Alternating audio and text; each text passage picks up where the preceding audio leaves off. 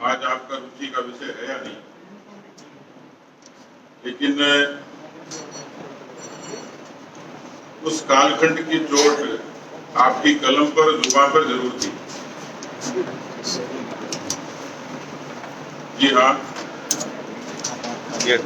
आजादी के बाद देश का दूसरा बड़ा कोई आंदोलन था तो वो आपातकाल का संघर्ष था। बहुत ज्यादा इतिहास में नहीं जाऊं तो मुगलों और अंग्रेजों के संघर्ष के बाद जो जंगे आजादी मिली उसमें देश के बहुत से नाम और अनाम लोगों ने संघर्ष किया, शहादत दी। देश आजाद हुआ, फिर देश का विभाजन भी हुआ। उस पृष्ठभूमि में भी नहीं जाऊंगा कि विभाजन किन शर्तों पर हुआ और विभाजन की त्रासदी आज तक भी हिंदुस्तान कैसे सहन करता है। लेकिन देश को खुशी हुई, लोकतंत्र की स्थापना हुई और देश का दुर्भाग्य था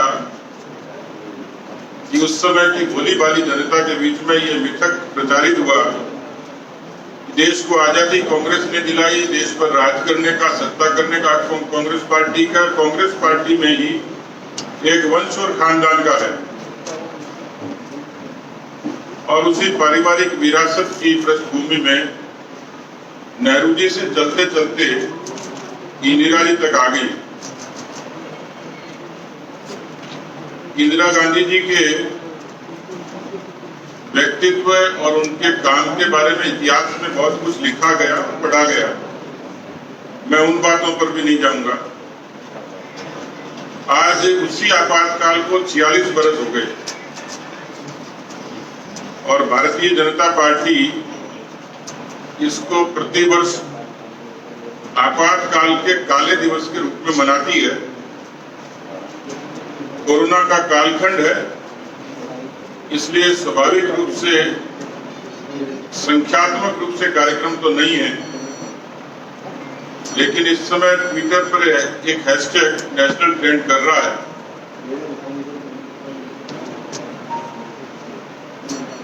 नई पीढ़ी, क्योंकि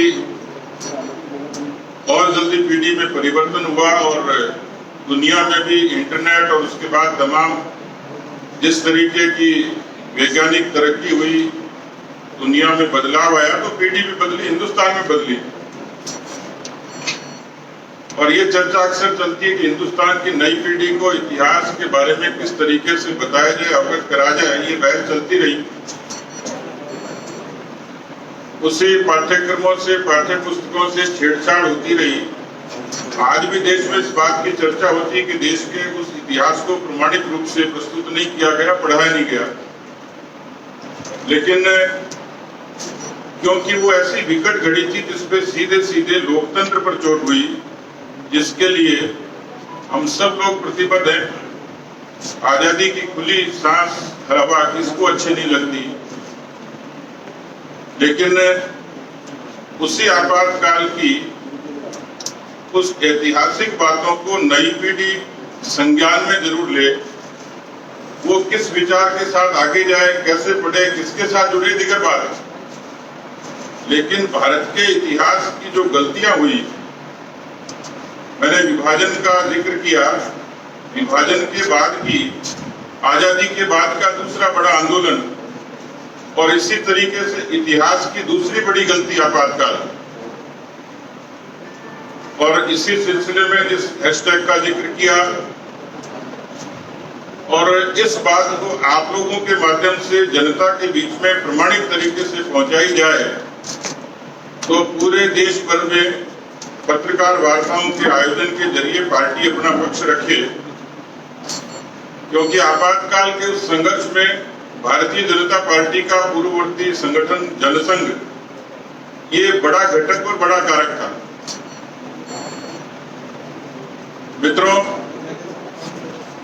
1971-72 इंदिरा गांधी बहुमत के साथ सत्ता में आई बहुत सारी इतिहास की पुस्तकों में इस बात का उल्लेख है, और ये बात केवल आलोचनाओं तक सीमित नहीं है, इसके प्रमाणित तथ्य हैं। उस समय की इंदिरा गांधी की प्रधानमंत्री कार्यालय में संयुक्त सचिव हुआ करते थे मिशन नारायण। उन्होंने भी एक पुस्तक लिखी है आपातकालिक डायरी करके, और बहुत सारे मैं देख रहा था रेफरेंस में कि सैकड़ों से भी ज्यादा पुस्तकें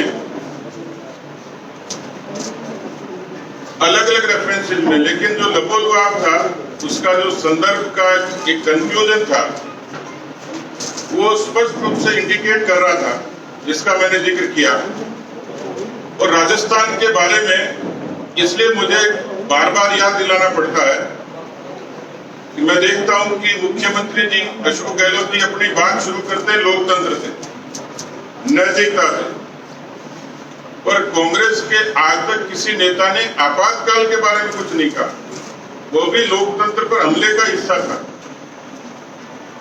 1971-72 के सत्ता के उस दंभ में ये कहा गया कि इंदिरा गांधी जी धीरे धीरे तानाशाह के रूप में तब्दील होती चली गई।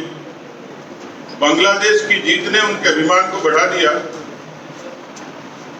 और धीरे धीरे इस तरीके से निरंकुश हुई कि पार्टी की अध्यक्ष भी वही थी और देश की प्रधानमंत्री भी वही थी।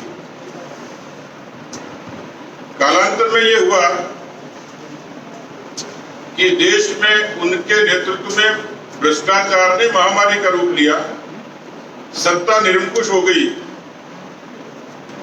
और आपको ध्यान होगा कि उस जमाने में चापलूसी इस कदर हावी थी कि Indira is India, India is Indira.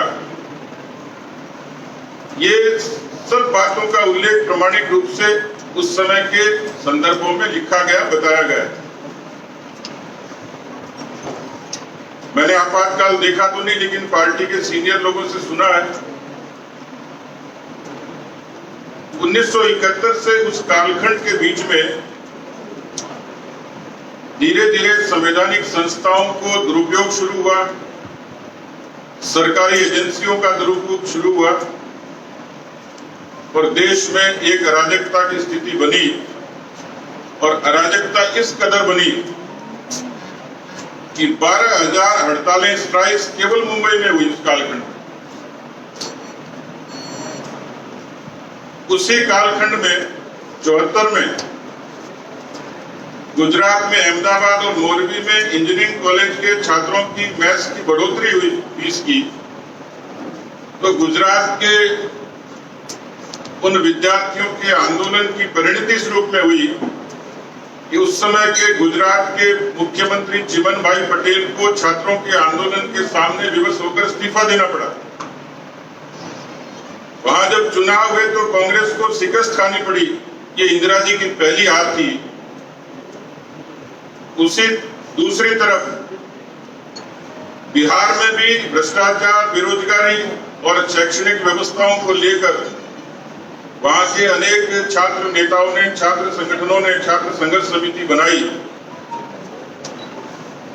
और उस छात्र संघर्ष समिति ने वहां बिहार में छात्र आंदोलन की शुरुआत की, जिसकी परिणति बाद में समग्र क्रांति आंदोलन के रूप में हुई, जिसका नेतृत्व जयप्रकाश नारायण जी ने किया। और गुजरात का नवनिर्माण आंदोलन विद्यार्थियों का ये जब जुड़ा तो पूरे देश भर में आंदोलन की एक बड़ी शुरुआत हुई। बीच में घटनाक्रम हुआ, कालखंड में कुछ अलग अलग किस्म के संदर्भ भी आते हैं, जिसमें उच्चतम न्यायालय के मुख्य न्यायाधीश की नियुक्ति, इन तमाम बातों को लेकर कुछ और संवैधानिक बातें थी, जिससे तत्कालीन राष्ट्रपति वीवी गिरि जी भी सहमत नहीं थे। लेकिन क्योंकि इंदिरा गांधी जी पूरी तरीके से तानाशाही पर उतारू थी और इसी दौरान एक और काम हुआ। इलाहाबाद हाईकोर्ट ने भारतीय लोकदल के प्रत्याशी राजनारायण जी की पिटीशन पर इंदिरा गांधी के निर्वाचन को अवैध घोषित कर दिया। इंदिरा जी ने इस्तीफा देने से इनकार किया तब तक मार्च में बिहार का आंदोलन बहुत गति ले चुका था और अपने निर्वाचन को खारिज होने के बाद, इस्तीफा देने का इनकार करने के बाद उन्होंने अनुच्छेद 352 के दुरुपयोग को इस तरीके से अनैतिक रूप से दबाव से लागू करवाया और 25 जून 1975 को मध्य रात्रि को देश में आपातकाल की घोषणा हुई, आपातकाल लागू हुआ। इस आपातकाल के पूरे कालखंड में पहला प्रश्न यही था कि ऐसी परिस्थिति नहीं थी, लेकिन देश में उस अनुच्छेद 352 का दुरुपयोग हुआ। 1,40,000 लोग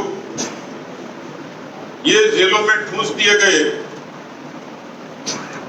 खासतौर पर राष्ट्रीय स्वयंसेवक संघ, जनसंघ और जितने तमाम दूसरे प्रतिपक्षी दल भी थे, दूसरे विचारों के लोग भी थे, सर्ववादी थे, समाजवादी थे,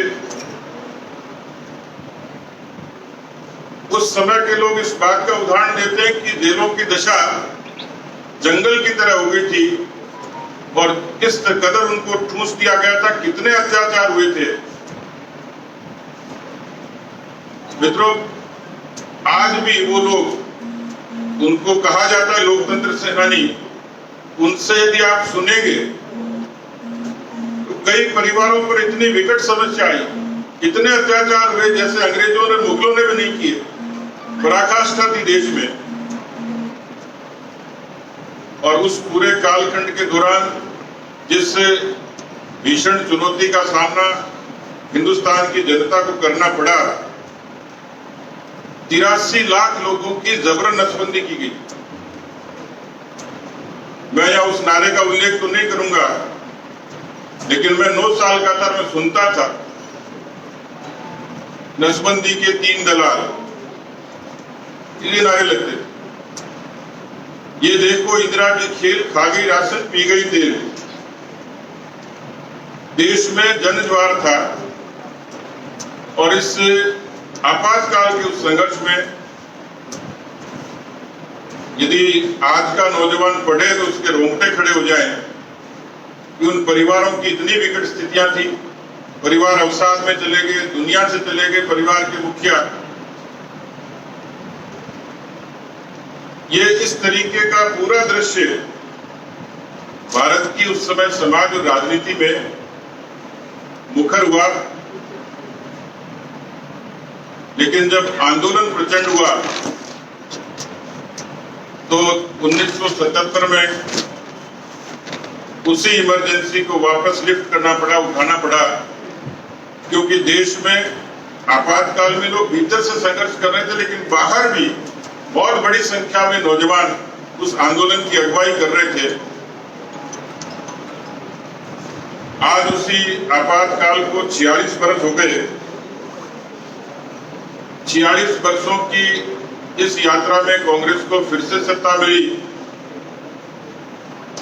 लेकिन कांग्रेस ने उस सत्ता के दौरान भी आपातकाल की उन इतिहास की गलतियों से सबक नहीं लिया। वो धीरे धीरे देश की राजनीति से सिमटती चली गई, प्रदेशों की राजनीति से सिमटती चली गई।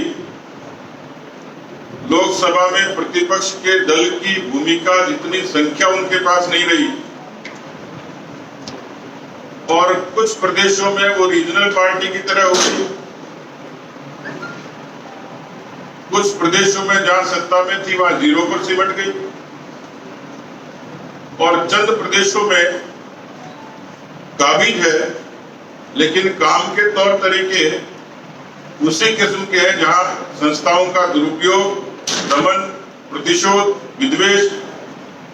मुझे लगता है कि आज के दिन इस पत्रकार वार्ता का हमारा मकसद आप लोगों के माध्यम से नई पीढ़ी को भारत के लोकतंत्र से जुड़ी हुई तमाम बातों से अवगत कराना था।